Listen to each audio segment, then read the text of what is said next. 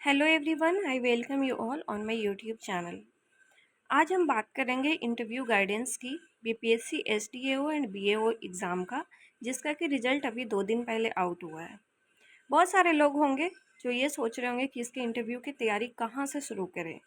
और ये जो मैंने बताया है इसमें गाइडेंस के बारे में, वो ऑलरेडी पहले से सिलेक्टेड हैं जो कि बिहार के एडीए में या फिर झारखंड के एडीए में। उन लोगों से सलाह लेके ही मैंने ये वीडियो बनाया है, क्योंकि वो लोग वॉइस ओवर के लिए रेडी नहीं थे, इसीलिए वॉइस तो मुझे ही देना था। मैंने की पॉइंट नोट कर लिए हैं, लेकिन मैं ट्राई करूँगी कि एक इंटरव्यू उनके साथ हो जिसमें कि कैसे प्रिपरेशन करना चाहिए, किस तरीके के क्वेश्चंस वहाँ पूछे जाते हैं और हमें किस तरीके से उसे हैंडल करना चाहिए उस क्वेश्चंस को, इससे रिलेटेड बात करेंगे उसमें। अभी के लिए आप कैसे एग्ज़ाम प्रिपेयर करना स्टार्ट करेंगे उसके बारे में बात कर लेते हैं। तो सबसे पहले हर किसी का कहना यही था कि जो इंट्रोडक्शन होता है हमारा, सबसे फर्स्ट एंड सबसे बेसिक पार्ट, कि आपसे जाते ही पूछ देंगे कि अपने बारे में बताइए। तो आपको कैसे अपना सेल्फ इंट्रोडक्शन प्रिपेयर करना है, इसको देख के जाना है। मतलब आप एक अच्छा तरीके से सेल्फ इंट्रोडक्शन तैयार कीजिए। और इंट्रोडक्शन में वो लोग generally name and place from where you belong, ये वो नहीं पूछते। मतलब ये नहीं पूछते, इसका मतलब ये हुआ कि ये उन्हें नहीं बताना है, क्योंकि ये डिस्क्लोज़ नहीं करना होता। तो वो बता पूछेंगे ही इस तरीके से कि आप अपना नाम और जो आपका प्लेस ऑफ बर्थ है उसके अलावे अपने बारे में बताइए। तो आपको डायरेक्ट आपका एकेडमिक्स से शुरू करना है कि मैंने यहाँ यहाँ यहाँ से पढ़ाई करी, ये सब्जेक्ट में। उसके बाद फिर करेंटली आप क्या कर रहे हैं, आपका इंटरेस्ट किस चीज़ में है, मतलब इस तरीके से आप इंट्रोडक्शन अपना तैयार कर सकते हैं। फिर आप जहाँ से भी पढ़ाई कर रहे होंगे उस जगह के बारे में एकदम अच्छे से कर लीजिए, कि इंट्रोडक्शन से क्वेश्चंस आने की बहुत संभावना होती है, क्योंकि उनके पास जो फर्स्ट हैंड क्वेश्चन है वो वहीं से आते हैं। उसके बाद फिर क्या क्या बताया उन्होंने कि किस किस एरिया में हमें वर्क करना चाहिए। तो सबसे पहले तो प्लेस ऑफ बर्थ जो हमारा है, लाइक हम लोग बिहार से हैं बाय द वे, तो या फिर जहानाबाद से हैं आप, या नालंदा से हैं, या फिर जहाँ से भी हैं, उसके बारे में आप अच्छे से पता कर लीजिए। हालांकि वो प्लेस ऑफ बर्थ नहीं पूछते, लेकिन फिर भी आपको उसके बारे में, यदि वो पूछती है कि आप जहाँ से हैं वहाँ के बारे में बताइए कि कौन से क्रॉप मतलब होते हैं, वहाँ के एग्रीकल्चर सिनेरियो क्या है, तो ये आपको अच्छे से पता होना चाहिए।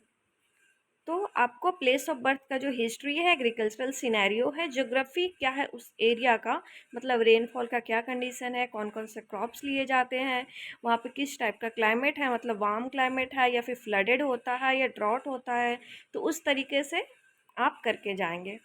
फिर आप किस किस जगह पे रहे हो या फिर स्टडी किए हो, उसका main main bullet point.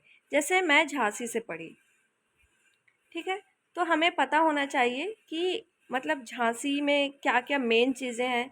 Jhansi का फिर एग्रीकल्चर भी हमें पता होना चाहिए कि वहाँ पे बुंदेलखंड रीजन है, तो वहाँ पे वाटर क्राइसिस भी है। तो वाटर क्राइसिस है तो किस तरह के क्रॉप लेना चाहिए, कैसे उसको ओवरकम किया जा सकता है, मतलब इस तरीके से आपको पता होना चाहिए। साथ में मैं बिहार से भी पढ़ी हूँ, तो मुझे बिहार का भी अच्छे से पता होना चाहिए, और वैसे भी हम लोग बिहार का इंटरव्यू दे रहे हैं। फिर जो एजुकेशनल बैकग्राउंड है, जैसे हम एग्रीकल्चर के हैं या हॉर्टिकल्चर के हैं या फिर प्लांट प्रोटेक्शन के हैं, एग्रीकल्चर इंजीनियरिंग के जो भी हैं, तो हमें अपने एजुकेशनल बैकग्राउंड के बारे में पता होना चाहिए। यदि आपने मास्टर्स किया हुआ है तो आप जिस सब्जेक्ट से मास्टर्स किए हैं उसके बारे में आपको अच्छा नॉलेज होना चाहिए। लाइक मैं सॉइल साइंस से की हूँ, तो मुझे पता होना चाहिए सॉइल साइंस की बेसिक चीज़ों से, बिहार में किस तरह के सॉइल हैं, उस सॉइल में किस तरह के क्रॉप्स ग्रो किए जाने चाहिए, उसका क्या मतलब प्लस पॉइंट है और क्या उसका ड्रॉबैक्स है, इस तरीके से पता होना चाहिए।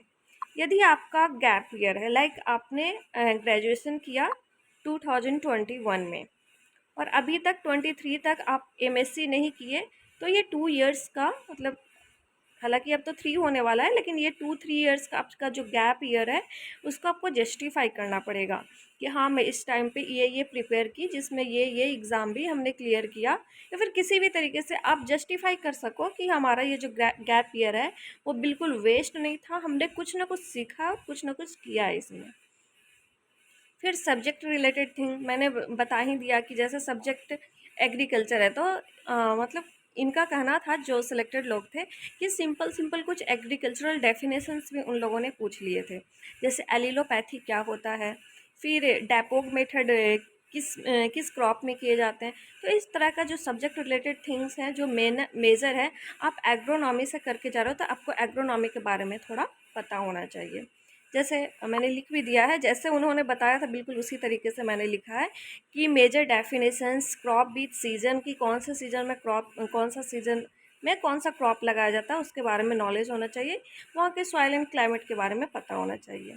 फिर बिहार रिलेटेड में क्या है, तो बिहार का जो ज्योग्राफिकल पोजीशन है उसके बारे में, मेजर क्रॉप्स क्या है, थोड़ा सा शैलो में हिस्ट्री ऑफ बिहार देख लेना है कि किस तरीके से मतलब इवेल्युएशन हुआ बिहार का।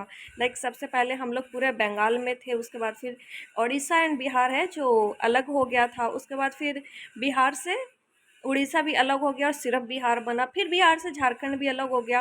तो इस तरीके से आपको ईयर्स भी थोड़े याद रखने हैं कि इस तरीके का हमारा हिस्ट्री रहा है। Economic development and political setup कैसा है, पॉलिटिकल में पूरा पॉलिटिकल पार्टीज़ में नहीं जाना, मतलब पॉलिटिकली स्टेबल है या नहीं है, इस तरीके का इकोनॉमिक डेवलपमेंट क्या है, कौन कौन से प्लान्स है इकोनॉमिक डेवलपमेंट प्लान्स, इसके बारे में जान लेंगे। साथ में कुछ करंट डेवलपमेंट जैसे major current affair related to agriculture. Like अभी कृषि यांत्रिकी योजना चल रहा है बिहार में, 2023 से 2024 तक के लिए इसको लेके आया गया है। तो ये मतलब कि न्यू एग्रीकल्चरल डेवलपमेंट है ना, मैकेनाइजेशन को बढ़ाने के लिए। तो ये हमें पता होना चाहिए क्या क्या स्कीम्स चल रही हैं, क्या प्रोजेक्ट्स हैं बिहार में, उसके बारे में पता होना चाहिए। और क्या इश्यूज़ है हमारे बिहार के एग्रीकल्चर में, रूरल डेवलपमेंट में, उसके बारे में पता होना चाहिए। और हाँ, ये नोट है कि यदि आप वर्किंग कैंडिडेट हैं तो आपको अपने वर्क प्रोफाइल का प्रॉपर नॉलेज होना चाहिए। और मैंने भी काफ़ी सारे इंटरव्यू दिए हैं और उसमें ये तो बहुत ही मेन एंड फोकस्ड एरिया होता है कि आप जिस फील्ड से आए हो, लाइक एमएससी करो तो आपको थीसिस के बारे में पता होना चाहिए। यदि आप जॉब कर रहे हैं तो फिर आपको अपना जो काम कर रहे हैं वहाँ पे किस तरीके का वर्क अलॉट किया गया है उसका पूरा थॉरो नॉलेज होना चाहिए। तो वहाँ से क्वेश्चंस तो पक्का होंगे। ये हो गया कि आपको कैसे स्टार्ट करना है। जैसे जैसे मुझे पता चलेगा, मैंने बोला भी कि एक इंटरव्यू मैं कोशिश करूँगी कि सिलेक्टेड कैंडिडेट का 1-2 इंटरव्यू आए, जिससे कि हमारे जो व्यूअर्स हैं उनको थोड़ा हेल्प हो सके, तो ये लाने का कोशिश करूँगी। तब तक के लिए आप पढ़ते रहिए। Thank you so much.